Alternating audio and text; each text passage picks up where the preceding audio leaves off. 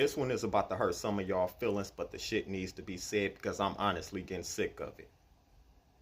So, I'm scrolling and I see it again.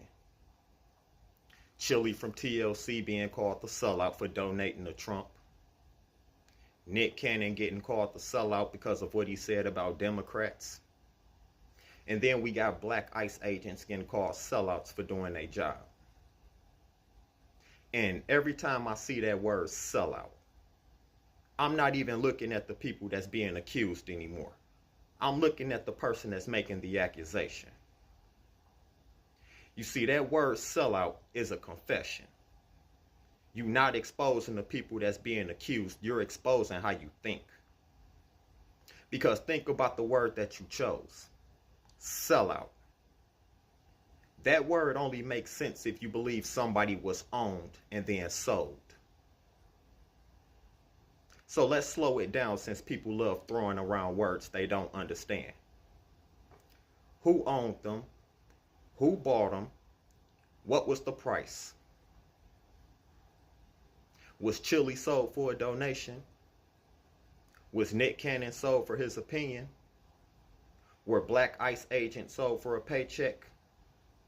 Or, and here's an uncomfortable truth, maybe it was you just couldn't handle the fact that they made a choice without running it past you first. So instead of saying you disagree like a normal person, you decided to reach for a word that's rooted in ownership.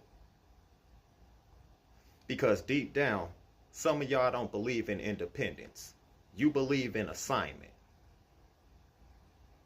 A lot of you believe that black people are assigned to think a certain way, vote a certain way, to live within this narrow approved version of blackness that only you co-sign.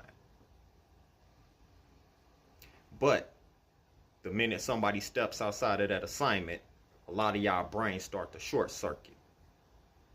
So you won't debate their ideas at all. You don't even try to reason with them. You don't even question your own goofy ass assumptions. You just shout, sellout. You know, almost like it's a spell that's supposed to bring them back in line. And I'm here to tell you right now, that's not intelligence, that's called conditioning. Hell, let me make it even more plain for you. You're literally using the language of slavery to attack other black people for exercising their freedom. Let that sit with your spirit real quick. You're literally calling free choices evidence of being owned. That's how backwards this is to me. That's like watching somebody walk off a plantation and saying, nah, you must have been bought by another master. What the fuck? You know, it's like it almost never crosses your mind that maybe, just maybe, that black man or black woman belong to their damn self and not you. And that's the part that bothers some of y'all. Because if they belong to their damn self, that means you don't get a say-so over their damn life. And some of y'all, for some reason, can't seem to fucking handle that. So what do you do instead? You build this invisible rule book. You know, this unwritten constitution of acceptable blackness. And it always goes something like this. You can be black as long as you think like me. Yeah, you can be black as long as you vote like me. You can be black as long as you never step outside the lines that I drew. But the moment they do, now you're not just wrong, apparently according to these people, you're now sold. I mean, do y'all hear how fucking insane that sounds? You're literally turning a simple disagreement into ownership. Turning independence into a betrayal and then turning free will into a crime. And the part that really pisses me off is how some of y'all want to sit there and call it protecting the community. No, you're protecting your fucking comfort. Say it out loud. You protecting that echo chamber that you live in. You protecting your distorted worldview that falls apart the second people start thinking for themselves. And I'm honestly getting tired of black people doing that stupid shit. Because here's the reality that y'all don't want to face. Chili didn't sell anybody out. She made a choice. Nick Cannon, he didn't sell out either. He was simply speaking his mind like everybody else does. And those black ICE agents, they didn't sell you out either. They just chose a profession. There was no transaction that took place.